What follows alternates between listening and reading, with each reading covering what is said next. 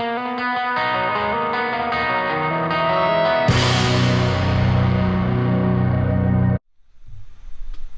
guys, Brian with Buffalo Beer Reviews. Back with a different type format to the videos today. Something that I alluded to a couple of videos ago, and we're going to take a look at two of Southern Tier's most popular fall type offerings. The Pumpking and the Warlock. Both are the 2018 versions, and both are of that sort of pumpkin variety, but done oh so nicely. And I want to get them kind of side by side and show you guys all about them. They're going to be all over the western New York and even in Pennsylvania now, so if you're going to see them out, and you're going to be able to kind of take a look at them. I'll give you a little bit of background for each of the beers, right?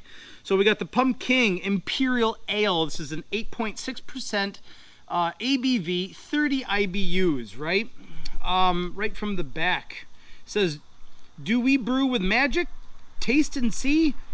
Pumpkin's complex, luscious pie-like notes make this an otherworldly ale. One sip and you'll know why Pumpking has worn the crown since 2017. Long live the king. Man, it is awesome. Imperial Pumpkin Ale, 8.6. Yep. There's a nice little write-up of Pumpking on the Southern Tier website if you want to read all about that. You know, it's the king of pumpkin beers. All Hallows Eve is a time of the year when spirits can make contact with the physical world and when magic is most potent. It's thought that we harness this magic to brew our powerful pumpkin ale. Not so, but it's with great respect to the magic of their trade that our brewers produce this fine beer. Yada, yada, yada. You know what I mean? So, cool. And then we got the Warlock. I did a video on Warlock last year, the 2017 version. The 2017 version was kind of a return to their roots of Warlock. It had been part of their Black Water series, had this huge ABV. They returned it down to like the 2006 sort of state of the 8.6. And that's where it stayed. It's been slightly rebranded, new look since last year, but it's the same old, I think, same old Warlock. It says dark and mysterious. Reanimate your senses with Warlock's huge roasted malt character, moderate carbonation, and spiced pumpkin pie aroma. Right, limited, right? These are both limited. 8.6%. I believe the IBU on this is around 40. Let me pull up the notes again. And Warlock is, yes, IBUs are 40. So, very cool, very cool. Yeah, it says 2017 rebrand and update, new look, 8.6%, same great taste. So, that's it. Let's get, I'm going to put my phone on this, and let's take a look at both of these.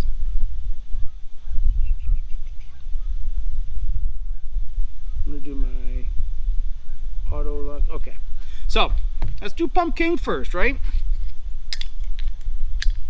Actually, I'm gonna get them both into the glass so we can see them side by side.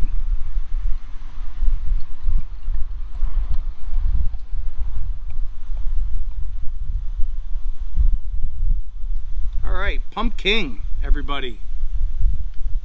Now let's take a look at Warlock.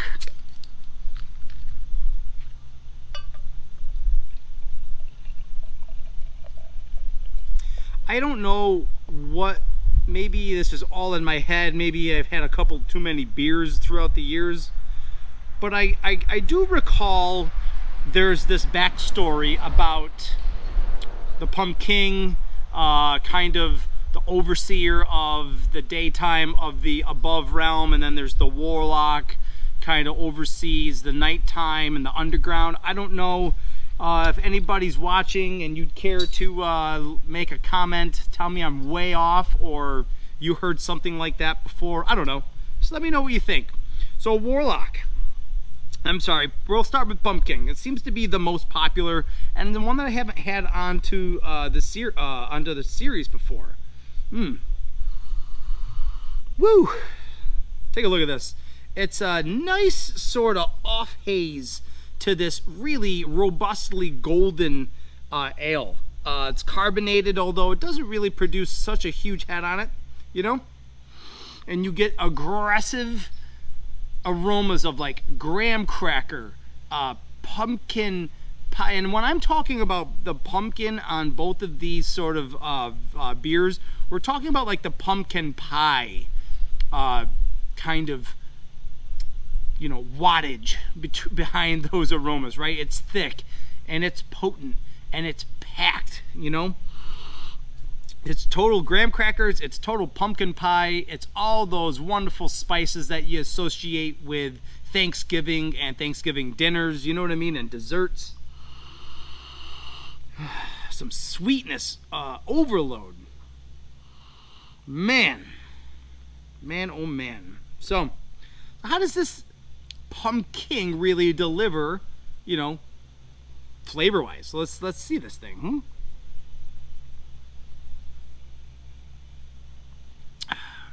Wow.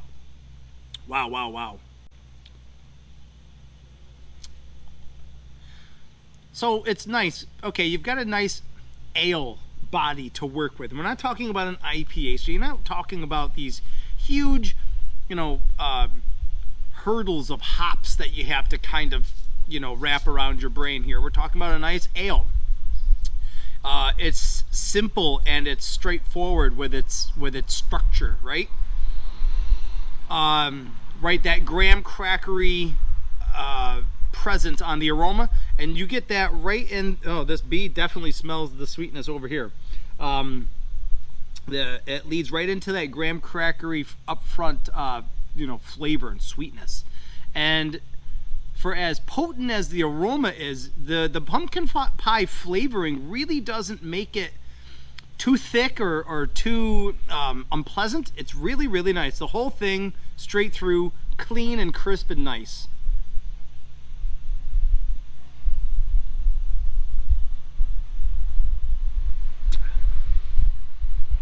I think those different types of yeast profiles that they use, they give you a nice ale body without being really too much into the mix. They do their thing and they just stay in the background, allowing their flavor kind of profile to play through really nicely, right? The spices, the pumpkin notes, they're done well. They're not watered down. They're not, you can really taste them, you can really appreciate them, but they don't go overboard. I'd say it's maybe a titch over medium bodied, almost no aftertaste, and the mouthfeel is, you know, middle of the road. Nothing crazy here. It's just a really well done 8.6er. Yeah, the 8.6.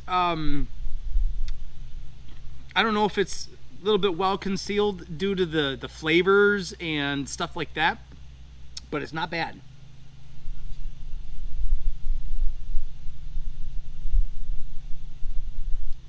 You'll notice if you get the pumpkin around town or wherever you see it out, they may serve it to you in that 10-ounce little goblet just to kind of keep you safe, keep them off of you know, the radar when it comes to getting you super hammered. And I believe the pumpkin, I'm sorry, was also, it was really on the potent side when it first came out. So these two have kind of settled into their little niche at 8.6% alcohol each, and it's still way above, you know, the median for like a fall sort of drink, but still 8.6, you know what I mean? All right, Warlock, just like we had last year, was a big deal last year because of the rebrand and kind of kicking down the ABV. Let's see if you know, you can replicate these sort of beers on a consistent manner year after year, right? It's kind of why we revisit them and see how they hold up. Oh, yeah, it smells awesome. So you can see the Warlock. Warlock's got this great sort of super, you know, imperial stout traditional look to it, right? It's like motor oil, and it's got I can see it's well carbonated. I don't know if it plays across the camera too well. It's got this really wonderful off tan latte colored head. Yeah, man. Yeah, and I believe kind of like last year, not so heavy on the pumpkin aromas, but you do get a very well rounded, robust, roasted notes to it. Some of those darker sort of spices like the cloves and, you know, like a little bit more cinnamon and, you know, stuff like that. I'll tell you, it smells really great. And I don't know if that's because I really am a stout and a porter sort of guy, but yeah, let's see how this thing treats us, right?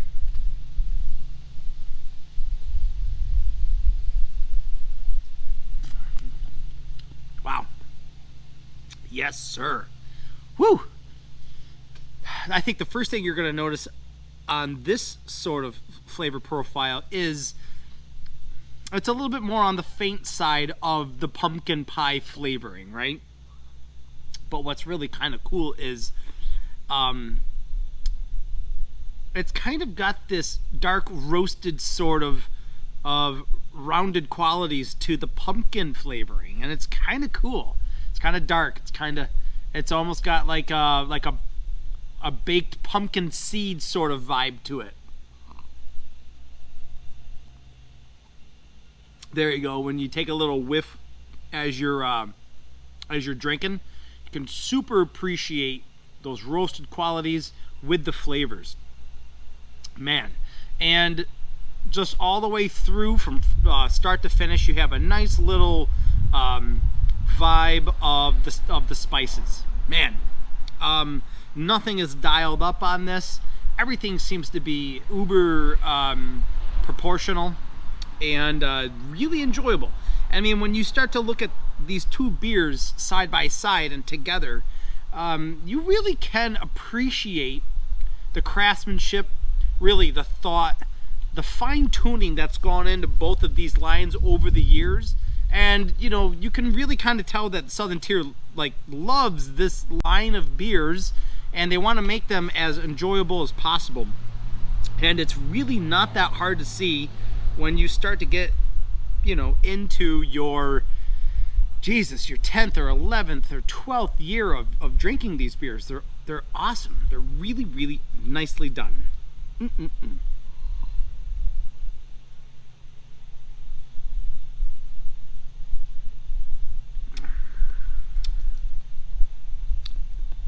I think you can appreciate the 8.6% ABV a little bit more on the Warlock.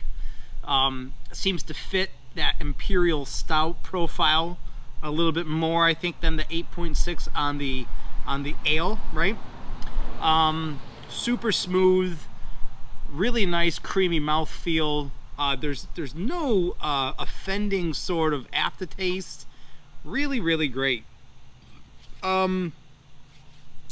Pros, very smooth, very easily accessible beers, right? You're gonna find them in gas stations and consumers and Wegmans and Tops all over Western New York, whether it's north or south. You know what I mean? Find them into Pennsylvania. Those are huge pros, right? They're easily accessible. You don't have to wait in line for them. You don't have to go here, there, or the other place. The craftsmanship, you can just tell they're really enjoyable beers to have. Their website is on point. Like, if you go to the Southern Tier website, they have like wonderful amounts of information on these beers. Backstories, ABV, IBUs, food pairings, serving temperatures, you know what I mean? Aromas, flavors, all that, just a wealth of information. Their website is amongst one of the most enjoyable websites I've tried to go to when looking up these different beers. They do a great job with that. Man, the price is right on point too. These aren't immensely expensive beers. You can get these anywhere you want for I mean, when they rebranded the Warlock, it was actually, when they took it out of the Blackwater series, I think they actually dropped it $3 a 4-pack. It went from like $17.99 to like $14.99. So these are very, very affordable types of prices when you start to talk about 8.6 ABV sort of beers. Do you know what I mean? Cons, I really couldn't tell you. They do run a little bit higher on the ABV, so you really do have to pay attention to how much you're drinking, because these are so good, and I think the ABVs are so well hidden that you do have the potential to get yourself into a lot of trouble. That's not necessarily a con, but you know, I'm trying to keep you guys safe. I want to keep you guys out of trouble. Give you a little reminder before you get yourselves into trouble. You know what I mean? And that's really about it. Anything else I really have to say against these beers is going to be minuscule and petty and really not worth your time on the video. So that's it really, guys. Southern Tier Pumpking 2018. Southern Tier Warlock 2018. Yes and yes. If I came across these at a bar, it's an easy purchase. If I came across them again at the store just for shits and giggles, it's an easy repurchase. Yeah, they come in availability 12-pack, 12-ounce bottles, and the 500 ml bottles. I think that's comes in like 22 ounces. So you got 12 and 22 ounce bottles. Southern Tier really isn't doing the can thing, which I also kind of like. Sometimes a 4-pack of cans can get a little annoying. Considering somebody who has a huge bottle opener collection, you don't get to use them with cans. That's neither here nor there. Anyway, that's a lot to take in. This is one of the longer videos I've ever made. So thank you guys for sticking around to the end and checking out both of these beers, right? I had a great time drinking these beers. If you didn't notice, or if you couldn't notice, I like these beers. These are total go out and gets. If you've never heard of them, go out and get them. Support our local Southern Tier. You know, Lakewood. It's not so much Buffalo, but it's not that far away. Our brotherly, our city of good neighbors, our brotherly love, that'll extend all the way down to Lakewood. Anyway, leave me a thumbs up or a comment, or tell me to shut the hell up. And I really appreciate you guys watching, and I'll see you guys in the next one. Cheers.